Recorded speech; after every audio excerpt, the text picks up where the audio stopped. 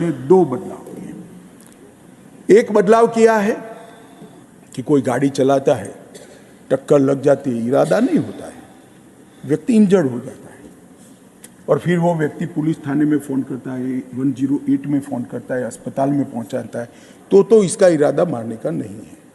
इसके लिए हमने कम सजा का प्रावधान किया। मगर जो टक्कर लगाता है और जो विक्टिम है उसको मरने के लिए छोड़कर पुलिस या अस्पताल को सूचना नहीं देता है और फिर पुलिस पकड़ते लाती है, हिट एंड रन केसों में 10 साल की सजा का प्रावधान हमने किया है। इससे ऐसे लोगों को अनिवार्य बन दिया। सामाजिक समस्याओं का भी निपटान किया है। हम ढेर सारी जगह पे स्नैचिंग देखते हैं, चाहे मोबाइल हो चाहे चेन हो, इसके लिए कोई सेपरेट धारा नहीं थी। भारतीय न्याय संहिता के खंड 304 में 3 साल की सजा प्लस जुर्माना का स्नैचिंग के लिए नया प्रावधान किया है, जिससे किसी को इसमें से लूफोल्स लेकर छूटने की संभावना न रहे।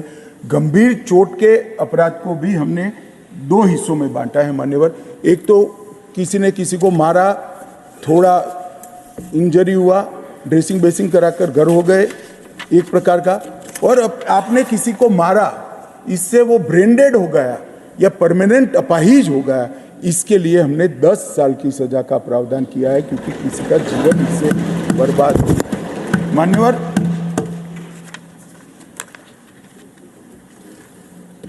हमने मॉब लिंचिंग को भी भारतीय न्याय संहिता में जगह दी है।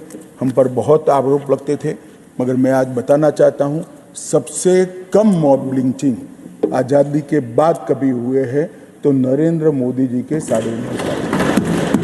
फिर भी मॉब लिंचिंग घृणित अपराध है, इस पर रोक लगनी चाहिए। इसके लिए हमने मृत्युदंड तक की सजा का प्रावधान किया। माननीय, हमारी क्रिमिनल जस्टिस सिस्टम में सबसे बड़ा लूपहोल्स है तो देरी है।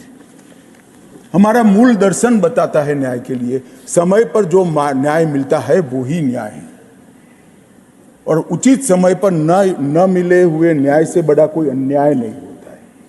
इसको ध्यान में रखते हुए हमने पुलिस, वकील और कोर्ट तीनों को समय के साथ बांधने का प्रयास किया है। आप तो अधिवक्ता हो मान्यवर, कुछ चीजें आपको भी पसंद नहीं आएगी, परंतु ये जरूरी था, क्योंकि सालों सालों तक किसी को न्याय न मिले।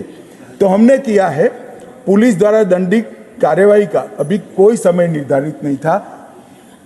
एप्लीकेशन करने के बाद 3 दिनों के अंदर ही एफआईआर को रजिस्टर्ड करना ही पड़ेगा। ये हमने 3 से 7 साल के जो गंभीर मामले हैं, इसमें फरियाद सच है या झूठ, उसकी 7 दिन में जांच करने के बाद उसको आपको एफआईआर में 7 दिन के अंदर ही कन्वर्ट करना पड़ेगा।